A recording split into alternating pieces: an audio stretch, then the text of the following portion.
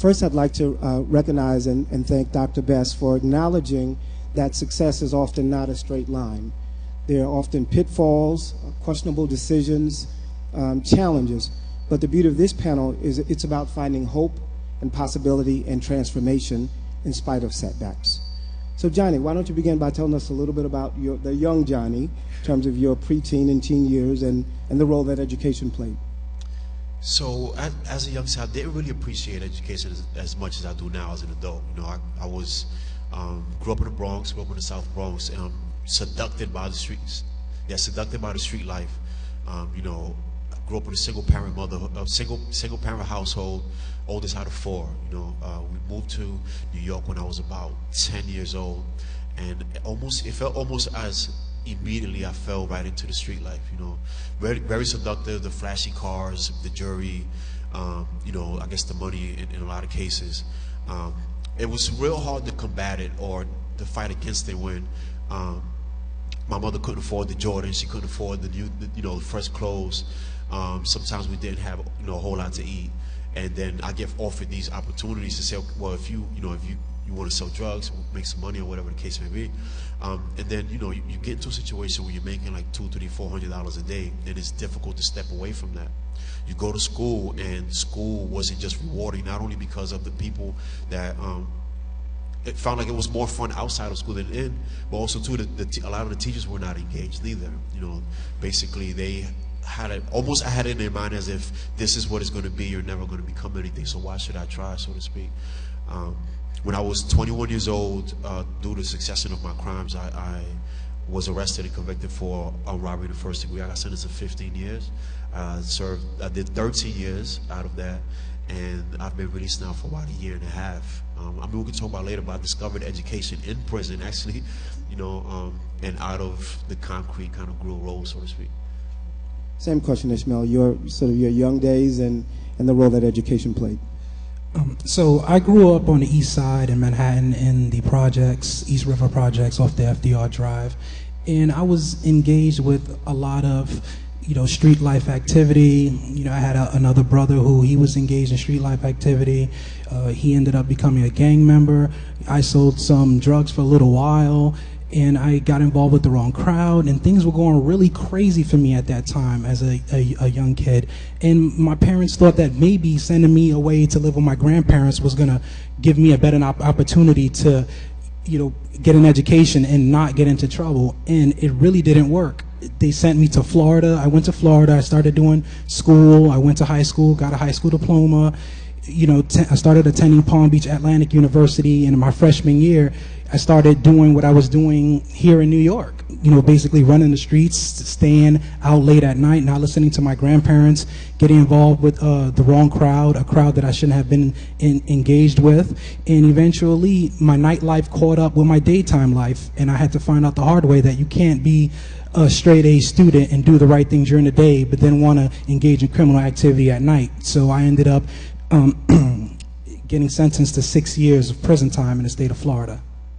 So it was really difficult during my prison sentence because 6 years was a very long time. I had to figure out what it was that I wanted to do, how I was going to maintain my sanity. So I started reading a lot of books, started doing a lot of studying in there, utilizing the law library, trying to keep myself from getting involved in other criminal activities within prison. And things started to work out. I started to realize that, hey, when I get out, I need to get an education. I need to pursue this knowledge, because when you look at what's going on outside in the community, there's a lot of young black men and young Latino men engaging in criminal activity and being in the street, and they're not engaging in educational settings and utilizing educational resources. Ray, same question. Your young days and the role of education in that regard. So for me, education was never a question. It was never a question of whether I was going to go to college. It was just when I was going to stop getting myself into nonsense that kept me from finishing it. So both my parents were well educated, and they emphasized the importance of education. I was homeschooled. My father was sort of a hippie, and he moved us out to the woods and the suburbs and kept us busy with all kinds of outdoor activities. And he taught us how to survive. I knew how to dig a trench and hide from, social services by the age of 9. And fast forward, he also had a drug addiction. So when my mother died, his drug addiction took off. He moved us to New York City, and here I was, this nerdy little suburban kid living in the middle of the Bronx. And during a time when it was pretty rough, and I did what I always do. I adapted, and I figured it out. So, I went from getting punched in the face and bullied in the video game room to defending myself. And once I learned that I could defend myself, then I also learned there were ways to make money that weren't working. I had a job. Probably had a job since the age of 12, but I was a little black kid living in Little Italy in the Bronx, and it was hard to get a job. So I didn't start hustling to make a bunch of money and to get rich and to wear fancy clothes. My father didn't put money in the house, so he paid the rent, and everything else was pretty much on me. So I found ways to bring food and clothes in for my brother and sister and make sure they could get to school. And I went to school pretty much up until the 11th grade. And then some things happened, and I decided I was going to commit myself to the streets full time. Fast forward, I got shot. I wound up in the group home system, and I got back into college. I went to John Jay for a whole semester, and I realized, one of the blessings of having educated parents who had the time and the energy to dedicate to educating me was that I went in to high school more advanced than the average student in my class. Problem was that I got really lazy, and thought I could just sit around and listen to the teacher and take the test and pass. And I did really well in high school up until I dropped out and got my GED. And then when I went to college, I realized you can't do that. You actually have to work. And I was lost. I was not very good in math, and I was sitting in remedial math and taking advanced science classes. It just didn't work. I got myself arrested for robbing a police officer on the subway. It's a long story that I won't bore you with, but it was pretty dramatic, and it got me 4 to 12 years in prison. While I was in prison, I was this little skinny kid, and people tried to bully me, and I did what I do best. I adapted. I figured it out. I figured out how to keep myself safe. That got me in more and more trouble. One of the things I always say is I was smart enough to get myself into a whole bunch of trouble, but not usually smart enough to get myself out of it. And while I was in prison, I went back to college. I got to go to college for 2 semesters. Then they canceled the college programs. With not much to do, I managed to get myself in a whole bunch of other stuff, which it took me time to dig my way out of. And then I was released. I didn't go back to college right away.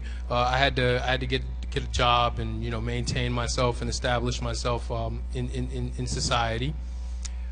And then the first 6 months I was home, I went to cooking school because I worked in a restaurant. And it wasn't academically challenging, but it taught me something. It taught me that I could sit in a classroom for a year and finish something. A few years later, I got into the social services field, and I went back to college. I went back to John Jay, and I was just determined I was going to finish it. And that's what I did. So in 2012, I graduated with a bachelor's degree in economics and psychology. Thank you, Ray. So, Johnny, what led you to the college path?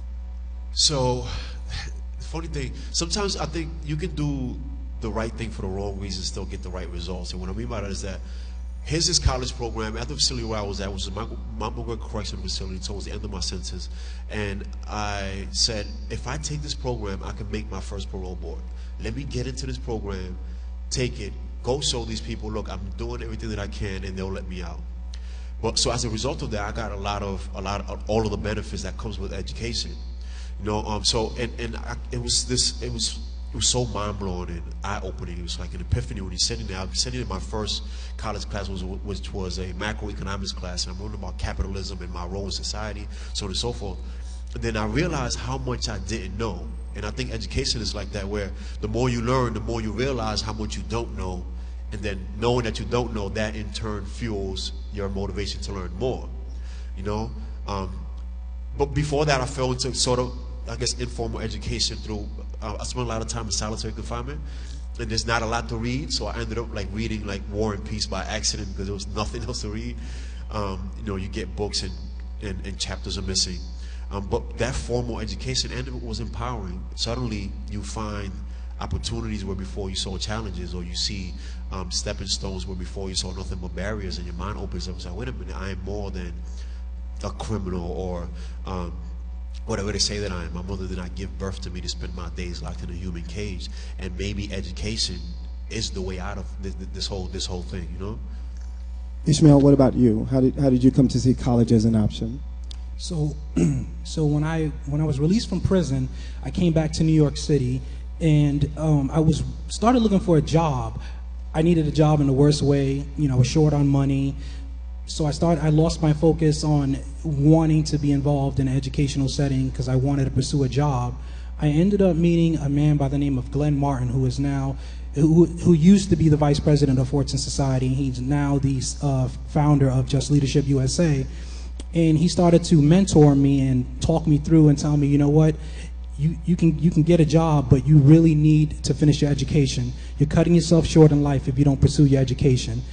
And you know, I put up a fight. I was like, you know, I just want a job, and I don't really want to pursue my education right now. And as he kept talking to me and mentoring me, he gave me a young black man's name, which is Ray Taboo. And he said, you know, you need to see this guy Ray. He works for the College Initiative. You know, he really specializes in helping young minority men get into college. Just go have a talk with him. So I gave Ray a call, and I had a meeting with Ray, and ever since then, it was all she wrote. I've been taking 4 classes a semester. I've been focusing on school. I do work full-time as well. I attend Lehman College, pursuing a bachelor's in political science. I plan on going to pursue my MPA. I'm looking into Princeton University and NYU, and everything is going swell right now. Sometimes I do get tired. You have a full-time job and full-time school, but I have to remember I had enough rest when I was in prison for 6 years. Now it's time to start doing for self and doing for others that need help and that are in the same predicament I was in years ago. Ray, different question. What do you say to the critics who argue that incarcerated individuals should not be able to take college courses while in prison? Well, the argument is usually that we make smarter criminals. That's not true. You make smarter individuals who make better decisions. You know, one of the things I learned is that typically when you live in a low-income community, everything is about right this minute. I need to take care of bills right now. I need to, you know, get things done now. I need to handle this situation immediately. And most of us don't get a chance when we're in that constant day-to-day hustle and grind to think about the future. And, you know, one of the arguments I hear from young men who I talk to about going to college is, well, I don't need a college degree to make money. Well, that's true. You don't need a college degree to succeed either. I can tell you, statistically speaking, though, the lifetime earnings of someone with a college degree versus someone without is $1 million difference. How many people here thought about lifetime earnings before? How many people thought about what you're going to make over your entire life?